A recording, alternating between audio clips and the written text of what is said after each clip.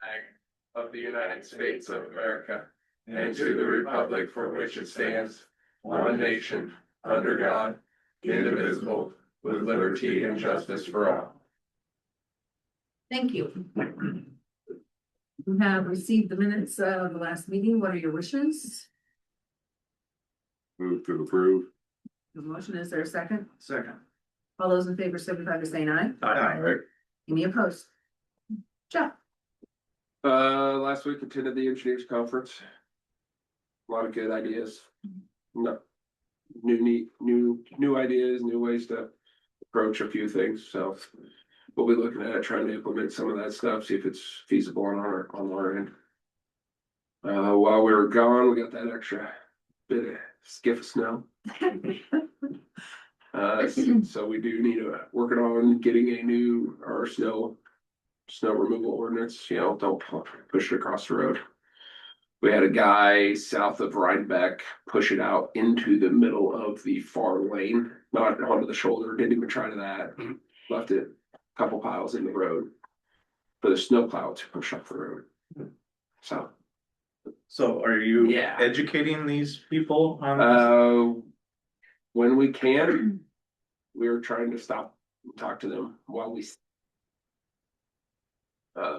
so I know a few people haven't come to the door or something like that, you know, not stopping and talking, but we also got a guy up north, up in your territory, who is taking it upon himself to clear the road himself and pushing rock off into the ditch and then block the turnaround field driveway that our guy uses to turn around in.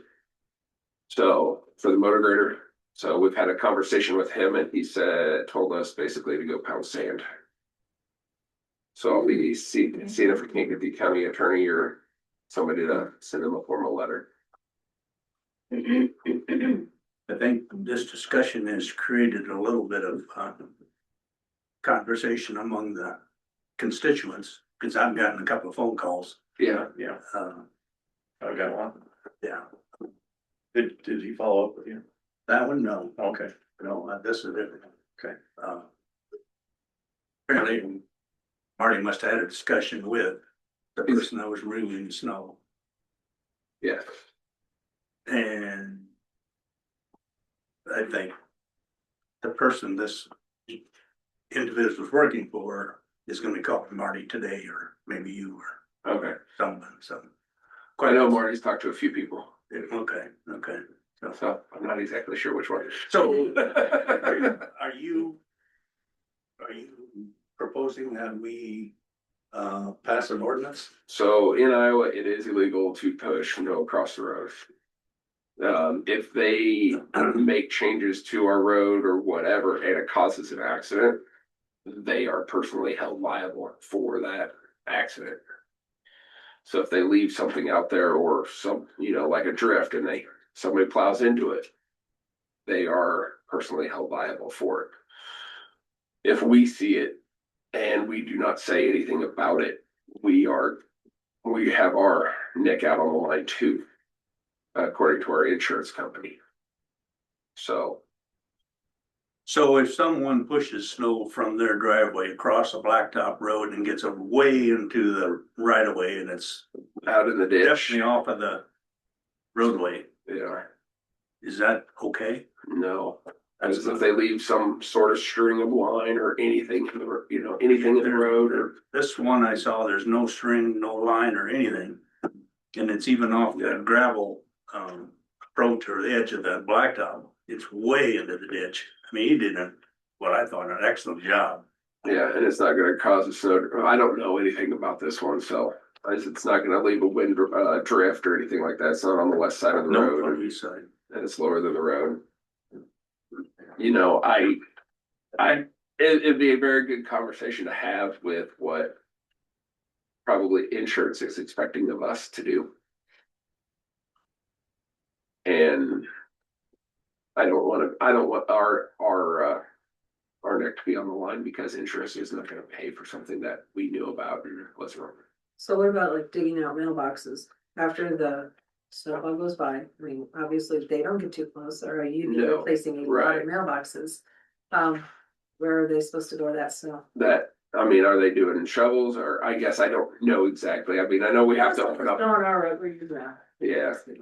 So I'm not exactly, I think it kind of comes down to, what is it we know about and what is it not? And it's very good questions to have with an insurance carrier. Okay, so that, I guess that would be. That's a very good point, cause I got a neighbor that cleaned down both sides of his mailbox the other day. He's got a little tractor and loader, nothing huge. And I know our wings don't get anywhere And near your them, wings so. definitely don't get close to those But mailboxes. like when our wings do hit like ice piles and stuff like that, after things start melting or gets compacted, it really throws the guys for a loop too. Because when you come by and you hit that and it pulls you or pushes you either into the lane or pulls you into the ditch, it's not a good thing either. Well, the guy that called me, spent a good half an hour with him. Yeah. Anyway, I said, well, concerning pushing it across the road, I said, and he said, there's a lot of guys that are upset about this. I think, well, if they do a good enough job that the blademen don't know that they've been there, then there's not a problem. Like Right. Mark said, if they don't make a pile in the other ditch, or if they don't leave windrows on the road, I said, tell your people, if you're really passionate about this, make it so that they didn't even know it happened. So, but anyway, so there's. Good, I know. It comes down to insurance, and then it also comes down to Well, I've seen the guys hitting it with their wings. I've and seen stuff all like that picture you sent us on M Avenue, yeah. Windrows turn into ice. Mhm. If they're, I totally am on board with making sure that those people know. I think What's it's going on? more of a, just the overall generic idea. And we're not supposed to let the idea happen, but like you said, if I don't know about it, even better. Yes. And what I alluded to, make sure it gets pushed off, get it off the road. Yeah, Where get it it's off not- the road, there's out- no- Out beyond where we are at, don't be taking any material. I know, cause the guy up north, he was taking all that fresh rock and just throwing it in the ditch. Well, that can't down. No. And then, so it's, if we don't know about it, then did it actually happen? Right. Well, I guess my input is. Don't leave a giant pile on the west side of the Well, road. It's detrimental to yourself if you're making a Yeah. drift across the road from your house. I personally feel maybe we should tread a little lightly until we get some education. Yes, but I know the people that he's talking to are issues that the blades are having or the trucks are having. Yeah. So, I mean, education, people don't know what they don't know, so Yeah. we just need to make sure people understand why. It's not just that Yeah, you're, that's, it's not, you're saying don't do it, there's a reason for it, and Yeah. make sure that that gets out.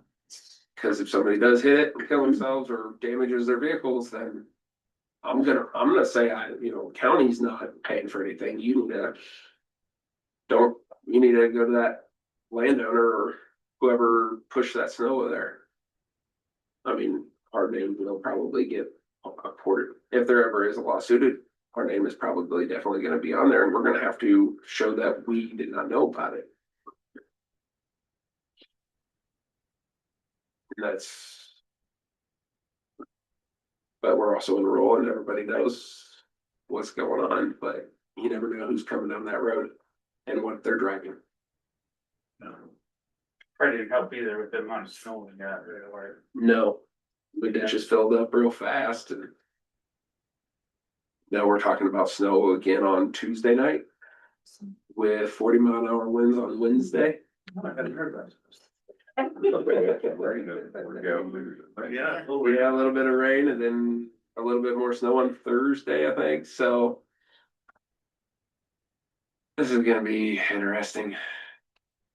We're getting winter. Yep. Yeah. The bridge on Feed Avenue, I think is gonna get done this year. Those are some tough individuals working on that bridge. Yeah. Wow. They're prepping for some concrete pour here today or tomorrow. And then there might be a little bit more concrete to do, but should be good to go. boy, they've been out there in some nasty conditions, And shipping concrete. Mhm. So hopefully on that aspect of everything. And then on Thursday, there is an asphalt conference, which we are award recipient for our Pioneer Road. Hmm. So we'll be going down there to get our picture taken with a plaque. Then I'll bring it back. We'll bring it back here for you guys. Aren't you on with you? Yeah. Sheldon. I've asked him. He hasn't gotten in the truck yet, so we'll find out. I'll be in there. Okay. I'll meet you at the shop. Okay. What time you wanna leave? Probably about 10. All right, I'll be there.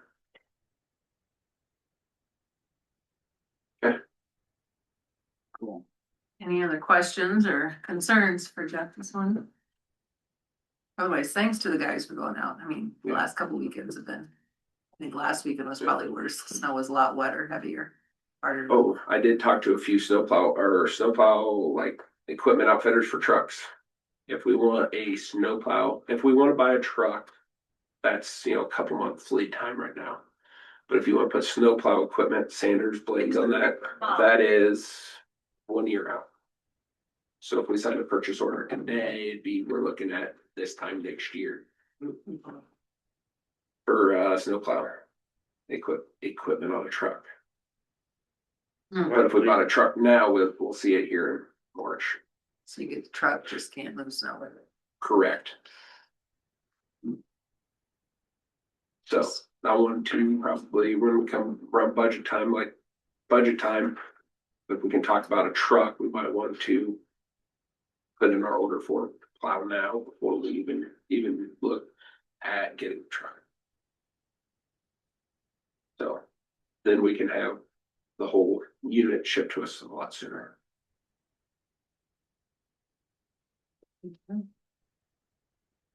All right, thank you. Thank you. Next, we have the Grundy County Library Association. Hello, my name is Lena and I'm from the Rhinebeck Public Library and got volunteered to be the president. Thanks, guys. I'm excited because Katie is here from the Wellsburg Library. She is new to us. How many months? 5. She's done a lot. It feels like a lot more than 5 months. And then we've got Billy from the Dyke Library and Sarah from the Beaton Library. And we're missing Kate from Conrad and Lindsay from Grundy. But Katie has had the great opportunity of being new to be able to see the Grundy County Library Association, see what we do, and be able to have a fresh perspective on each one of us. So she's going to present today. And do you want to hand out? Yes, she's got something she'll hand out to you that's front and back. So I'm Katie Meniga. Live in Wellsburg, just north of Wellsburg there, and as new library director in Wellsburg, have learned a lot about our county libraries these past few months. I got to meet with the association for the first time this quarter, and we were talking about what to bring to you all in terms of letting you know what our library has done. So at the end here, we'll all kind of talk about our individual libraries, but I wanted to give you just by the numbers of what Grundy County libraries have done this past fiscal year, and I think it's actually quite remarkable. So I'm a numbers and stats girl. I love this type of stuff, but I'm going to hit the big points here. We've had over 91,000 visits to our 6 libraries in this past year. And I went back and looked at the prior 5 years of data, and that's showing an increase of almost 40% in visits. So there is a demand. People are coming for various reasons to our libraries. And we've also seen over 90,000 items checked out. And I say items, not books. I know we think of libraries as being books, but you would be shocked if you haven't stopped in any of our libraries to see the items that you can check out. Things like digital cameras, baking gear, gardening gear. That is a service that we provide to our communities that save people a significant amount of money. They don't have to pay out of pocket for them. We've increased the number of programs offered, and I think this is a huge asset to our county. In the past 5 years, we've had 171% increase in the programs offered. And so we started, and Rhinebeck, I'd say, is a big highlight of that. You It really went from about 50 a year to 365 programs last year. And so these are things anywhere from education on basic technology. It could be some crafting, it might be story time for kids to boost early literacy skills. And so you'll see almost 1,500 programs were offered this last year, and I would say that grows just about every year. During the past year, almost 19,000 people in our county went to and attended these programs. And that's an increase of over 150% since 2020 as well. And so the demand for items, for programming, and for resources continues to grow. I think our biggest notable increase is the use of technology. You'll see we've had almost 23,000 computer sessions used this last year. That would be individual users on a computer within the library. That's an increase of over 400% of use of our technology. And additionally, people are bringing their own devices to connect to wireless broadband internet access. Almost 10,000 more devices, about 7,800 there in this past year. So as you all know, the cost of all of these items are rising. Technologies such as computers are a recurring cost. All of the additional items that we loan out in our library of things also continues to grow, and those expenses are increasing as well. So our 6 libraries serves over 12,000 people, over 500 square miles in our county. And on the back side, I won't read this to you, but if you do have some time to read through it, I want to hit some of the main points. This past year, our libraries have added exceptional services. Grundy Center here has added a U.S. passport acceptance facility, saving people transportation costs and time when they are traveling to be able to issue or renew their passports. Among many other things, genealogical research, public gardens such as Steamboat Rock here, maker spaces, and all sorts of activities for our youth through adults. So here's why it matters. We looked at, and again, I said I was the numbers girl, I'm your data girl. So I looked at the cost of items, the cost of resources. In the past, I went back actually to 2009, and I looked forward at some of the quotes we're getting coming ahead. Some of the biggest demands we have right now are for digital resources. This would be downloading audiobooks, downloading ebooks, educational resources for your schools and daycares. And those costs, we've been told already, will be rising on average 10.5% for our Grundy libraries. Some of our individual libraries will see that increase as much as 15% in this next fiscal year. Our books, we took a hard hit this year with one of the largest U.S. book vendors closing. And so the whole state is scattering, trying to locate an affordable book vendor or vendors. We're coming together to try and find someone who can reduce those costs as much as possible for us. But on average, book costs have gone up about $5 per title in the past 5 years, which is an increase of 30 to 50%. And so what we're finding is we're having to cut corners and cut resources here or there in order to just sustain the demand and the need really for our communities. So what I give back to you is this: when you're considering what we're asking here in a moment, we know statistically that for every dollar given to our public libraries, you see a return back to your communities an economic value of anywhere between $3 and $5.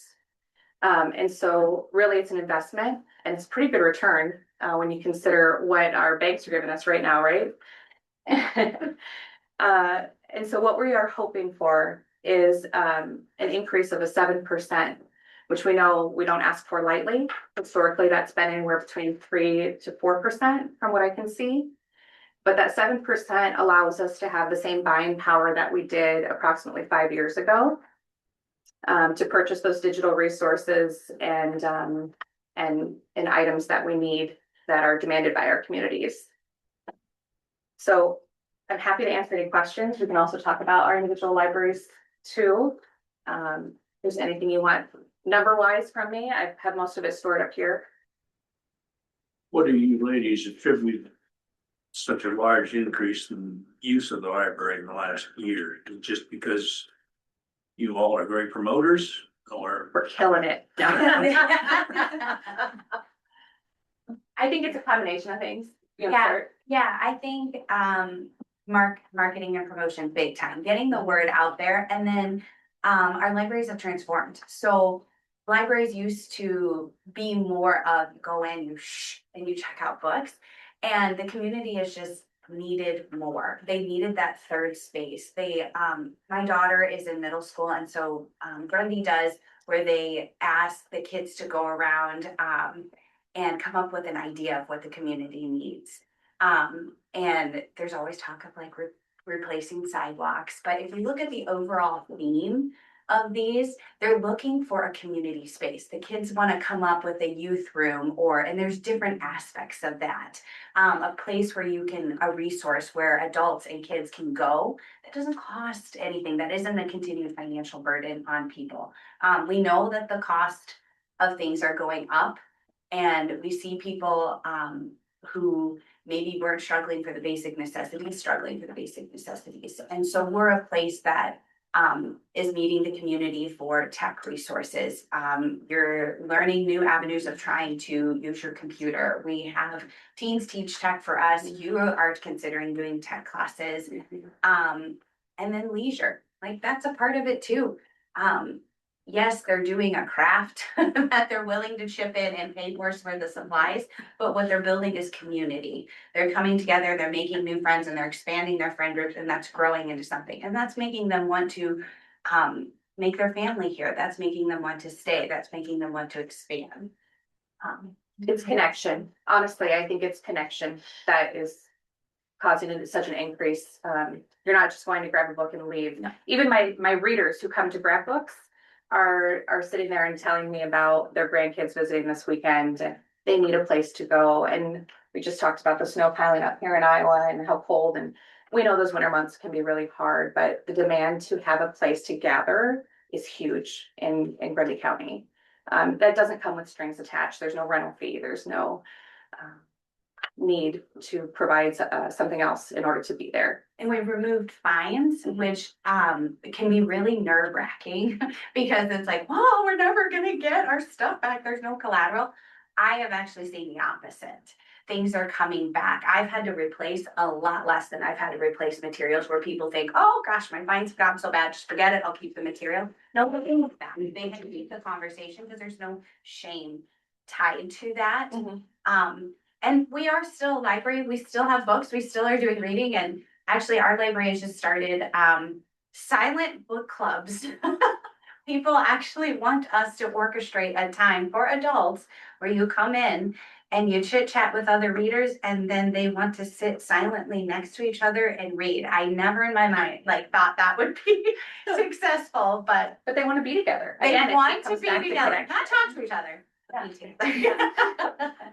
So I thought it would be good to have each library highlight what they bring and then give you guys back your warning. Do you want to start, Bonnie, or Billy? Billy? Sorry, why is No, that? that's okay, no problem. Hi, Billy Dahl from the Dyke Library. Thank you for having us. Some of the things that our library's been doing, we've started a new homeschool group for homeschool families to come together twice a month and connect and do different activities. That's been extremely successful, very good attendance so far. It's going very well. I've probably mentioned this before, but we have a beautiful story walk that was funded by the 100 Women Who Care of Grundy County. Goes around the sportsplex. It's very beautiful and popular. Hotspots, tablets, laptops you can check out from the library. We have a STEM cart that is all STEM activities and tools that kids can experiment with and we can use for guided activities.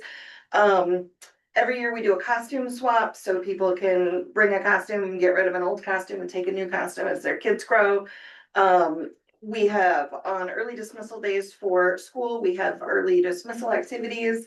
We have daily scavenger hunts, which the kids love, and it brings in kids who are just like, it brings in families who look forward to doing it every week or kids after school.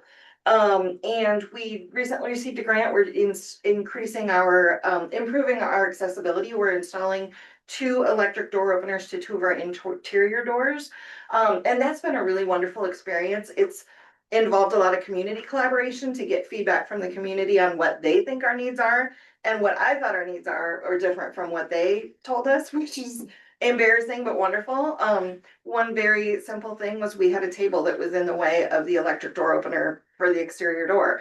And embarrassingly, we hadn't realized that. And so very simply, by increasing those community conversations in a formal way, we were able to make very simple changes right off the bat. And then we're also able to install these new electric door openers for the interior bathroom and interior library door. So we're very excited about that. Okay. Beaman is the smallest library in Grundy County.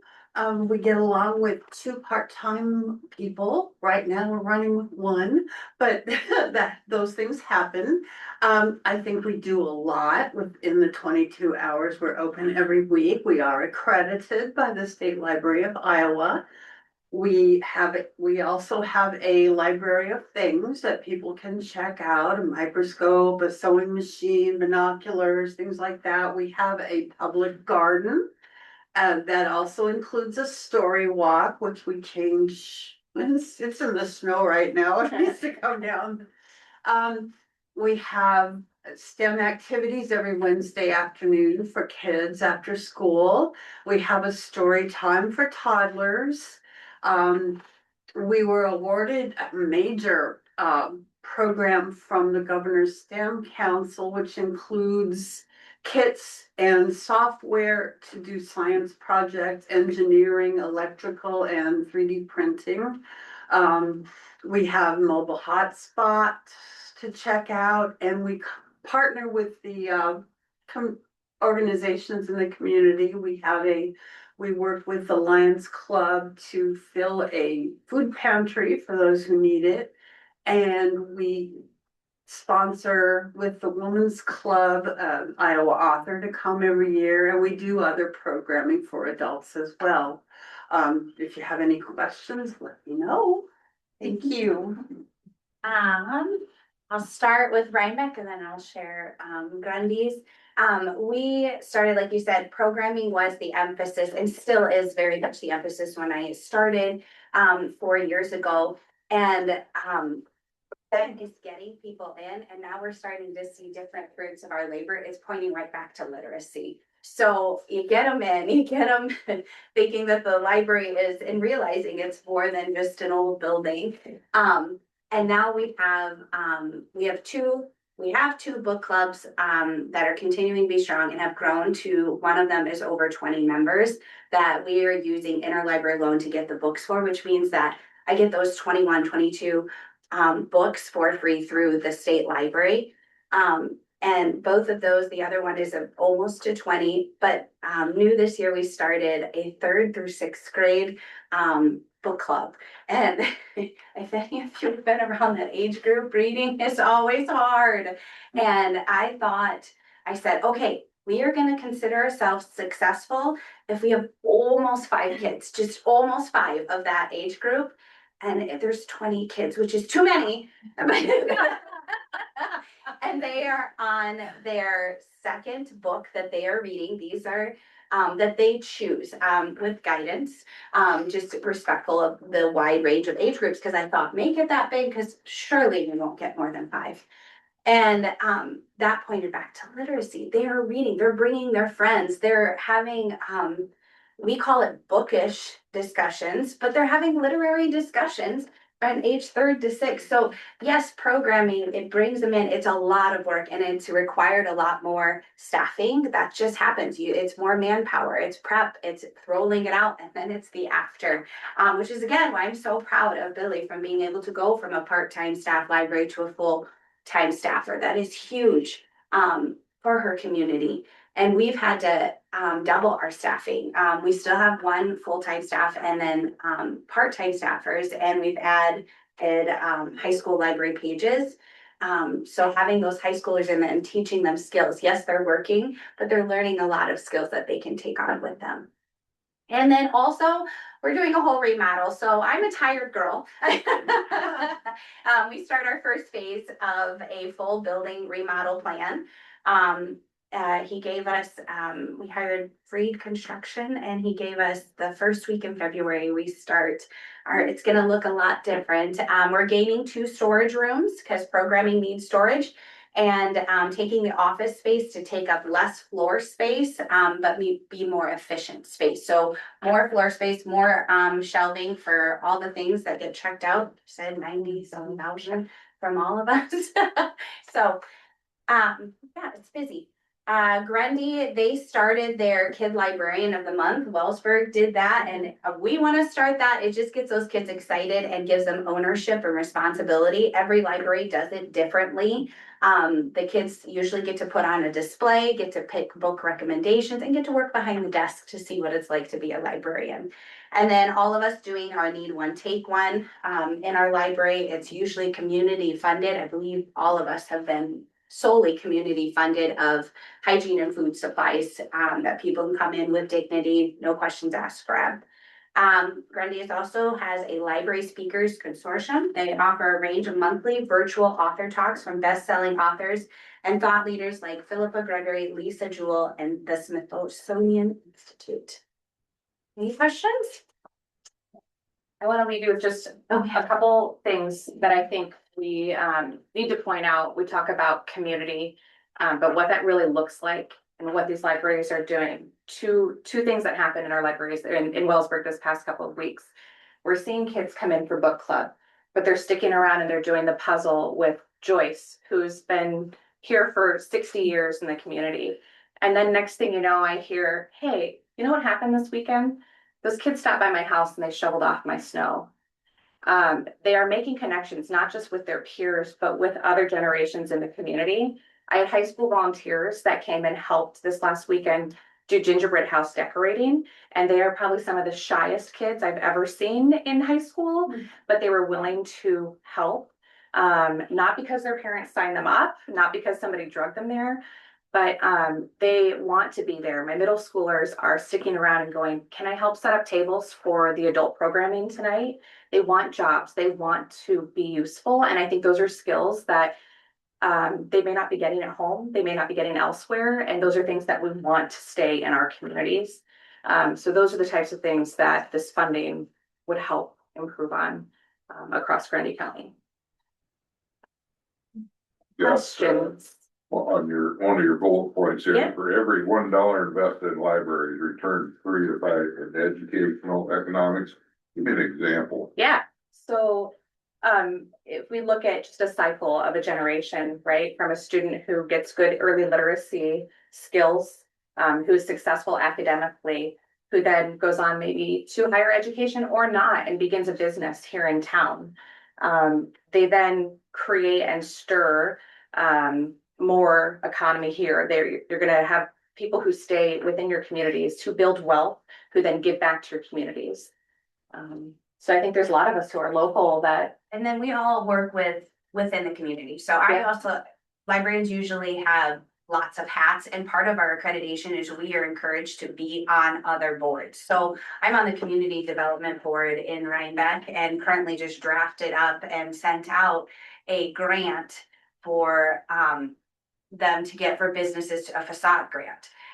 So your librarians are doing more than just in there. When we do programming like summer reading program, we go to the businesses because then all those people, like when we went to, it was Beans and Blooms at the time. Beans and Blooms said, okay, I said, I'll give you $50 to give a discount of my budget to all the people who shop here. And so they took that and gave a percentage off or an amount off for the drinks. And then the 80 people who came to our story time shopped at their place.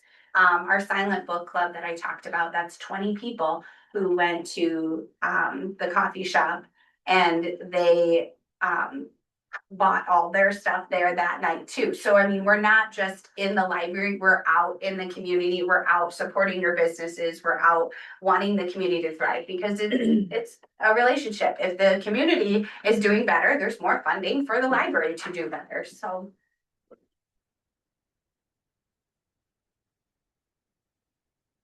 My impression of a librarian has certainly changed.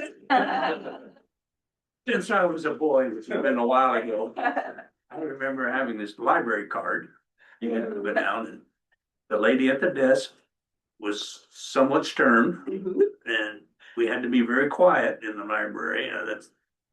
That's I bet that was a challenge.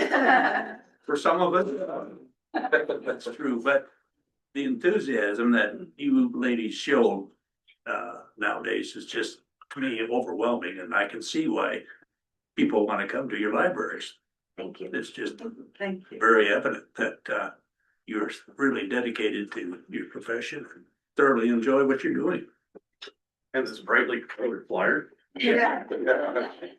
got a lot of information on it. I mean, that helps, that helps. Calendar. Yes, you're right. It does. There's, the library has always got the largest list of events for the month. We do the home counter. Yes, and there's a lot of different events and, you know, it has definitely expanded I think, over the years. As to what's offered, and like you say, just a place.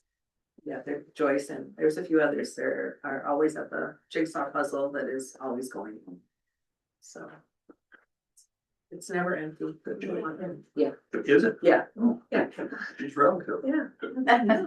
Yeah, Yeah. and two girls really did shovel her porch, so. That's nice. Anything else that you'd like to ask or? Thank you. Thank you for your time. Thank you. Appreciate your efforts. Thank you very much.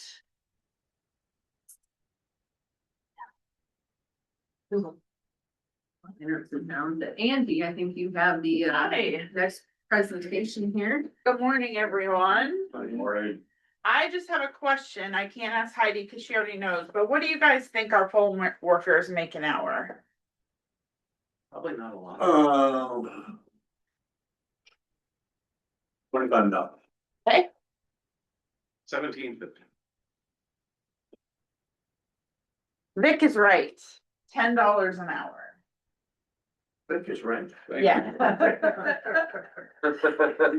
Thank you for your answers. That really helps out my program here. Oh, God, yeah, sorry.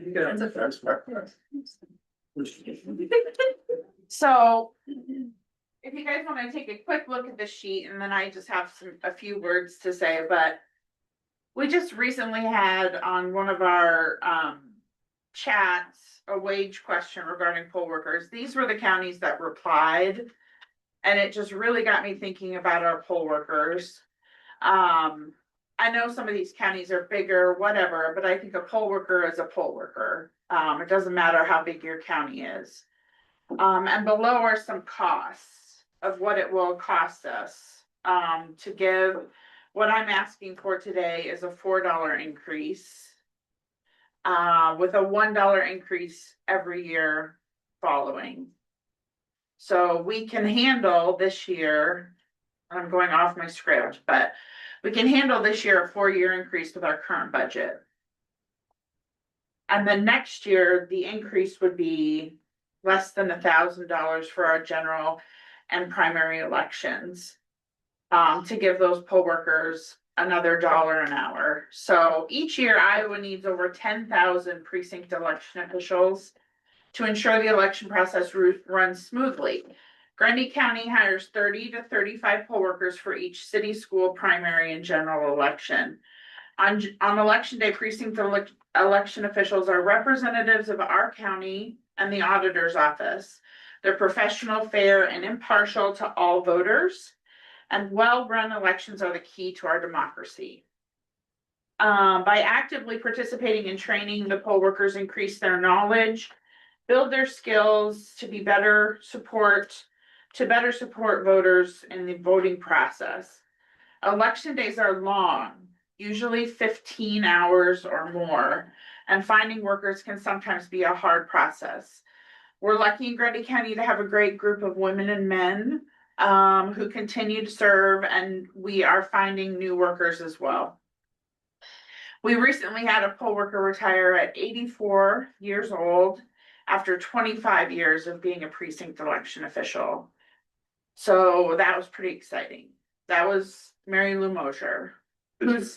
She retired as a chairperson. She's not sure she's done working elections. So I'm not sure if she's actually retired yet, but it was over 25 years that she's been working as a poll worker. We're thankful for our poll workers' dedication and service to our community. They're the real heroes behind our safe and secure elections. Our poll workers currently earn $10 an hour and chairpersons make 11. And like I said, recently we had that question in one of our groups. But it's clear to me that we're not paying our poll workers enough for the jobs that they do for Grundy County. The poll workers' wages have not increased since before 2017. So today I'm asking you to consider a $4 raise for these workers starting this fiscal year. And I would also like to revisit this topic yearly, hoping to raise their pay $1 a year, starting fiscal year 26-27.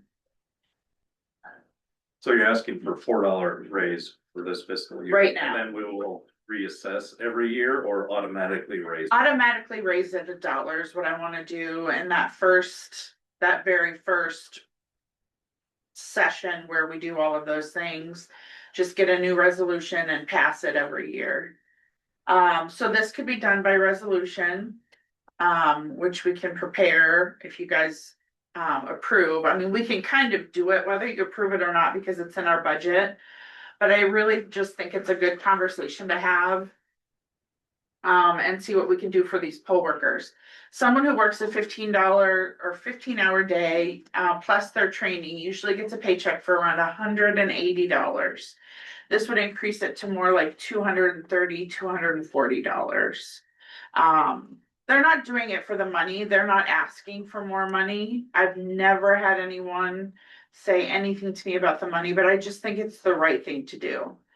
I don't think that we can compete with some of the ones that are way up there, but I think over time we can get closer to that and show them that we really do appreciate them. I think $4 an hour it's a lot considering what they're currently making, and I think it's just a great way to show them that we really do appreciate them. So it's true when a poll worker checks in the morning, they can't leave the building and That's correct. Close in the evening, right? Yep. Yep, some counties do have a couple people who might be able to work a split shift. It just doesn't really work out for elections to do split shifts because if something happens with someone who's voting in the morning, then you leave at noon, then maybe that doesn't get communicated in the afternoon. So it's really a whole process, a flow. And if you start breaking up the flow, then there's things that get missed, things that don't happen. And it's important to have that flow throughout the day. So, if I can speak for the two of us, we thought they were being paid a lot more. I did. Really. And I've always been wrong with it because it was what it was, and I never really thought about increasing it. I have thought before that it wasn't enough. In my own mind, I thought it wasn't enough, and I haven't done anything about it, and I think it's time to do something. I think it's also, there's increased scrutiny on all the elections, and Absolutely. you know, that they're all under pressure to, not that they don't wanna do a good job anyway, but I mean, I feel like it's even more pressure now. With just the general. Right. To. Right. They have to know so many things. The computers do a good job of guiding them, but there are so many other things, signs that you're required to hang up in a certain way in a certain place. All the things you have to do after the elections close, the paperwork, just everything that happens is crazy. They get 3 hours of training and they're able to handle an election from start to finish and do a really good job. It's really amazing what they can accomplish. The teacher that they have. Oh, thank you. We do have a lot of fun at training. And we go over a ton of material. But yeah, we're lucky that we have the base that we have. And that we're still able to find some new people here and there. So this year we should just have a primary election. And again, we should have the budget to give them a $4 increase with the primary election. Next year we'll have the general election. So we won't have two of those bigger elections in one year. They're in separate years all the time. And then like I posted, or like it's on your sheet, those city schools will all be reimbursed by the city schools. So we don't have to worry about that in our budget. we have to increase our budget, but we also then increase the revenues. So it ends up just balancing out. The only ones the county's gonna be in charge of are those primary and general elections. So when the poll worker is at the poll an entire day, do we supply meals for them or snacks or? No. Anything? Nothing. No, I talked to that Mark, like I went with Angie, this is my first time ever going with him to help set up, cause Chase was going. A lot of those places, some of them poll workers are there, setting tables up. I mean, like, we went to Rhinebeck, I think Rhinebeck was probably the only one besides Grundy, cause that was messed up. Whatever that lady's name was, Mary Lou. so that was the only one that we set tables up at. So yeah, they're there before even 6 AM setting up tables, or maybe the night before. Right now, how they get fed is they decide as a group, each precinct, and they sometimes have a lot of fun with it. They do potluck style meals. Maybe they order a pizza at night. Maybe the precinct just decides to bring their own meals for the whole day. So they just bring something from home and eat that way. But no, we don't. But it's on them. It's all on them. Yeah. Now, Alan goes around and brings treats. That's a tradition that we've done. So when he goes around to visit, he brings something for each polling place. That's on him. But that's all we do for the poll workers, yeah. So if you have a combination that has the general election and some type of a city and school, Or a special. I can see this, but how do you divide those costs if you have? I guess I haven't quite. Well, school election and a general election at the same time? Yeah, how do you divide? How do you divide charge the those school? costs? You're gonna break them down by each election. So this last city school election, I've got a full spreadsheet that you total up the wages she paid to each precinct election official, totaled it across and divided it by each ballot style that we had. So like in one precinct, if you had Grundy Center, some GR ballots, HEWSR, some, that Hawkeye Community College measure, they all got a portion of that bill to them. Yeah, so for the city schools, the billing is complicated. But we do try to do our best. They get charged for the notices in the paper. They get charged for all election costs. So. I think we need a resolution next week. Okay, So is that a motion? Nick? Yes, it would In be. favor of approving a raise for the polls. Having We need to a resolution. We need, I guess. A motion to take action on this. Just a recommendation. I think we just need to recommend that you bring us a resolution, that'll be our action on it this week. okay. Thank you so much. That will make a huge difference. Do you want it, would it be in the resolution about the increase every year? Or I think, would that just be something that we? I think we'll just have a new resolution at the beginning of each year that just raises the rate by $1. So then by the general election, they'll be making $15 an hour, which will be a nice change. So. I think I'd prefer to look at it each year rather than. Okay. Yep, We could have that discussion before the resolution comes. I mean, if we don't. we can talk about it at budget time, and then have the resolution ready at the beginning of the year. That gives us a little. Yeah, at least we can refresh our memories and, Comes up. Would have. right, yep.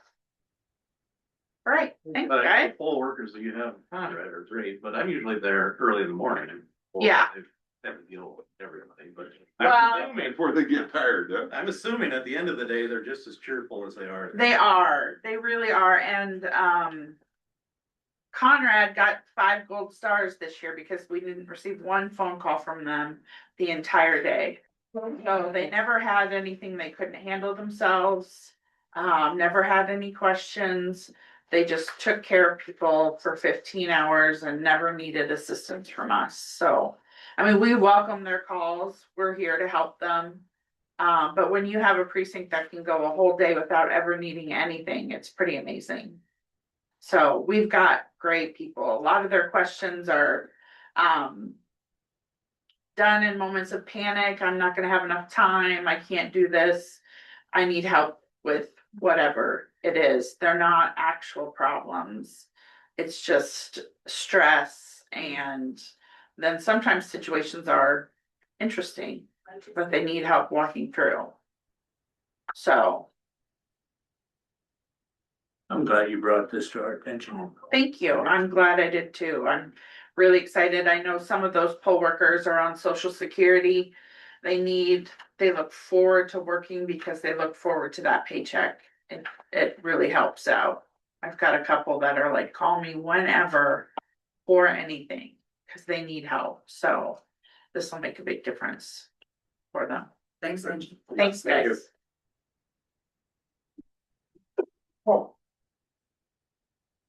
The agenda, any board and committee meetings? Vic, did you have anything? We had a safety committee meeting here at following the department head meeting. Glad Butch is here on. We talked about adding a couple of cameras over at the annex, but I think that was in response to using the basement for a workout. Yes and no. That's what Mainly, started it. it all started like when we started getting more and more groups in there, like in the offices. And it would, to me, it would just be a safety thing. I mean, as far as having it recorded, there's 3 doors into there, that 2 doors don't get seen a lot. And quite often, there's only one person in the Yes. whole building. Yeah, I mean, it's a more, I guess, fluid. As far as people in the offices and out of the offices, because they have. Yeah. Term that we could get by with 2 cameras. Well, when he stopped over, we thought Okay. that, Paul stopped over on his way back from winter school. From down with the sheriff's department and the dispatchers and all that, so he stopped through and Jesse and I went over there with him and. He's getting us a quote right now and he's gonna have it on there broke down how much each camera would cost and everything else. So it'll be up to us how far we wanna go. He suggested that we do one. I'm probably not gonna get it right, but have one that does the front entry. One out in by like the drinking fountain area that shoots that other hall down towards the other door. And at least have another one in that shoots down by Jones' office that does that door. He's gonna figure another one in the hallway where those other offices are. Okay. That way we can have that recorded too, because there's different doors that go into each one of those offices once you get in past. Like the mental health library or lobby, like that area there. I think there might have been one. He was gonna figure, I think, 6 cameras just to have it. He goes, if you go with 5, if you go with 4, it is what it is.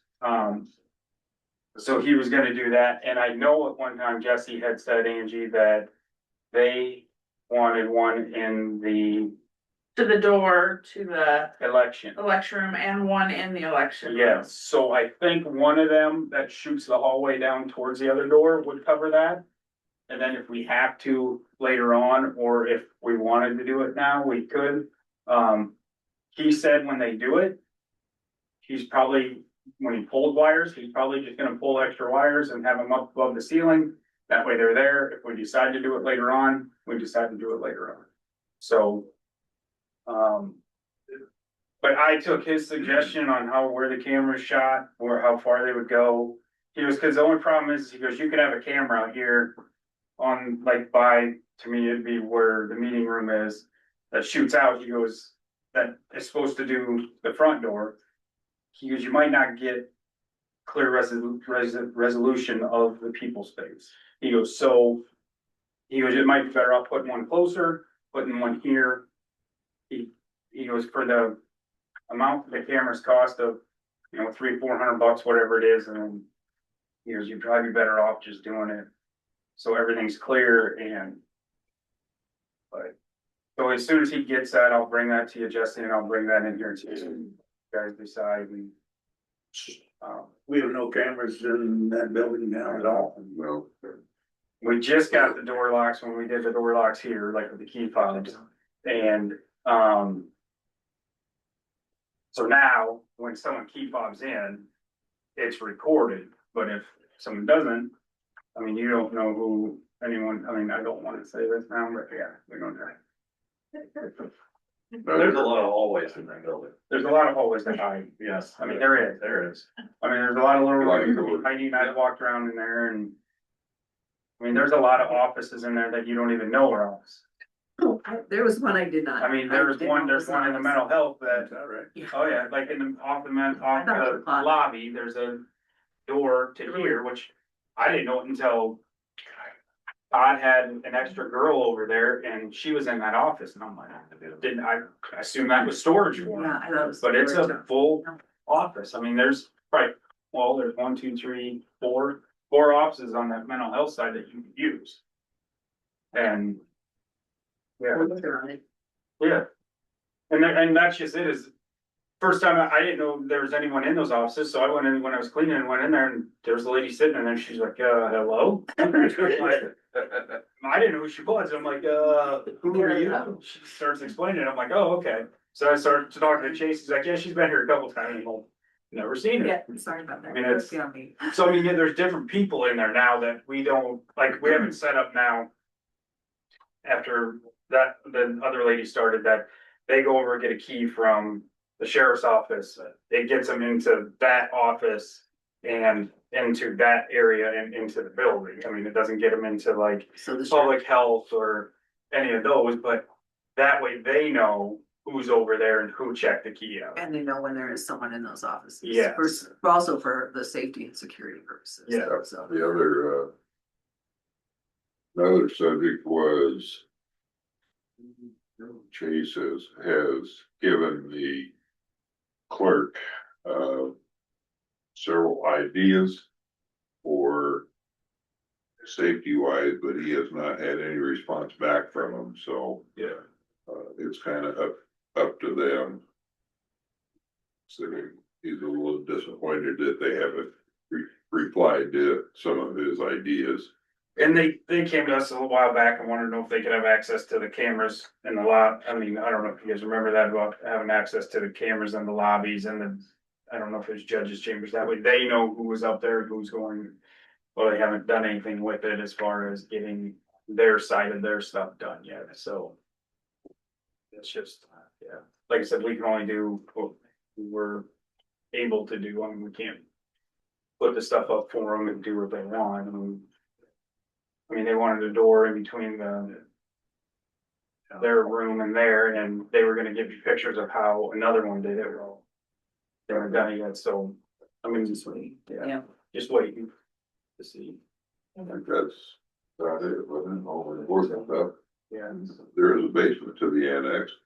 Yeah. Big too, isn't it? Yes, nice. Yeah, it's clean, it's well organized. I think that's on our tour, maybe the end of the month, so, yeah. I love these field trips. No school bus. No. That's all I got, Heidi. Okay, thank you. LJ, do you have anything? Yeah, let's see. What day was it, Thursday? I think I had the NERG. Emergency management, virtual meeting, which is always very hard for me to hear. Virtual meeting, because number one, my hearing's not great in certain tones. But I mean, it was basically just, they were talking about setting up training, and I forgot my notes at home, so I just kind of writing down some things I remember. They were talking about setting up training and how they're gonna be short a couple, trainers because shift changes, but the thing can get figured out. And then they were talking about, I believe, and I'm sure Chase listened to it better, could hear it better than I did, plume training. Never thought about plume training, like gas escaping, and how they've got simulators for that and things, and then, but then they were gonna maybe order a piece of equipment, but then somebody suggested working with the National Weather Service on this. And so, I mean, it's kind of neat because there's enough people on that board with enough different knowledge on subjects. They can say, well, instead of having to buy this piece of equipment, let's check into doing it this way. So that seems to be a pretty well run operation. And then that evening, I had the 911 and the EMA. Wasn't a whole lot going on there other than Chase was giving breakdowns on his budget. Looks to be, EMA, they just had training updates, which I don't think there was a whole lot going on. We just, on the 911, we discussed the supervisor's decision on the intersection signs, and they seem to be happy with that. So discussed a little bit about the tower, and we said we're working on that. We're gonna just kind of leave that for right now till we get more information. Budget. And Chase is really good with a laptop at his finger and having the TV up there with his budget, moving his finger like that, highlighting things, changing numbers. It's just, I'm not that technological, but if you're listening, Chase, I was very impressed with your skills of computer work. So. Well, maybe when the libraries have some of those classes. Yeah. Yeah. So. And that's about it. Mark, do you have anything? No, I don't. Iowa Workforce Development Executive Committee meeting last Monday. We just went over some of the programs that are going on. And the one area, there's been just a little backlog. It's more or less they've had a couple new people working to get the steps down, get the process down, and be able to flow smoothly. And it's coming around. We had a department head meeting, nice turnout Wednesday morning. Thank you for changing that because of me. Remember that we do have the Christmas project going on. And on Thursday, had an in-person available Behavioral Health District 3 Advisory Council meeting, which I am the chair, which means I got to open the meeting and close the meeting. Otherwise, I didn't really get it. That was it. Yeah, pretty much so. My only advice, we are really pleased that we do have a person coming into the county, into one of the offices at the annex 2 days a week now. We're just working, they keep saying that they're working with Grundy County Public Health, and I said, no, you are actually working with Grundy County. So we're trying to get that all straightened out so that it's, I guess, just clear. But just some good conversation, and I had some good conversation after the meeting with a couple others, just on how things are working out with all of the changes going on. Right now, they're concentrating to me on using some of the state's opioid settlement funds to have some programming brought in. So that was what I had this week. Is there anything else to come before the board this morning? I'd like to add, I went to an intercom meeting. It was one with the city clerks and the auditors they like to put together, but intercom did get approved to do the training that new Open meeting. open meetings laws that, so that they're gonna kind of be like a fill in the blanks possibly. They don't have a schedule for anything yet, but just to fill in for cities and counties. Good. So there's an option, and they aren't gonna charge at this point. It's good also. More availability. Butch, do you have anything else this morning? Not really. It's been another long day in the snow. Hi, Jim. How are you? Good. Do you have anything you'd like to say to the board this morning? Yes, I would. Okay. I'm curious, with the elevator that was built up by my farm out there, which was signatures at the time, they got tip on that, am I correct? Yes. Now, at that time, there was a requirement that had to be 2 employees. Does Landis still receiving the tip? We are actually dealing with that right now. Okay. We had a discussion a couple weeks ago. We had discussion a couple weeks ago. Okay. And they were sent a notice. They have time to reply back, and we are waiting. I think their time is just passed. But we're working with county attorney and ICAP to deal with that situation. So, but yeah, they are required. They are still under those same requirements. Last week, there was employees there 3 days. Today, there's nothing again. And I mean, when we set things up with snitchers, they followed the rules. They had 2 employees. Yeah. And so it doesn't really bother me per se. But I mean, those were the rules we set up.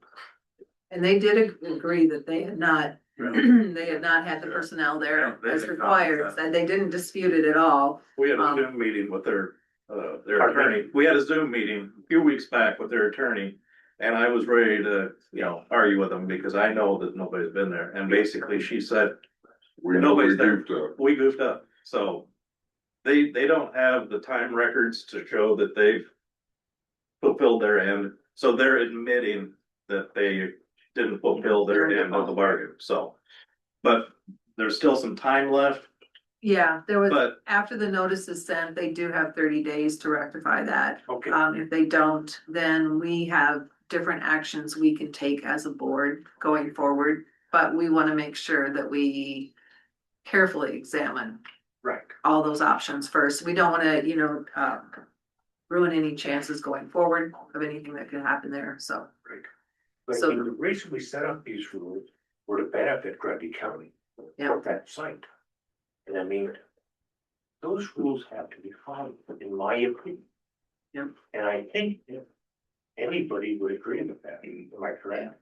No, I don't think they're arguing the fact, Jim. no, They said, Okay. yeah. I don't think So- there's any argument. So no, but we're hoping to be able to take care of that in the next few weeks here, but we do, like I said, we have a timeline. We just didn't want to rush it, and yeah, we're waiting for all of the people really knowledgeable about that to give us that advice, so, Right. but no. I'm curious then, could I be made contract, so for my own curiosity? After the fact. Yep. It's done. We can let you know, sure, not a problem. It's where I grew up and it just sticks in my craw, you know what I mean? Yeah, but it's not the same, so, nope, we'll let you know. Thank you. Otherwise, I guess at this point, we take a motion for a recess and we're walking across the hallway to the recorder's office and Travis is gonna show us what, all goes on there. I'll make that motion. All right, the motion, is there a second? Second. All right, all in favor, signify by saying aye. Aye. Over to the recorder's office. It goes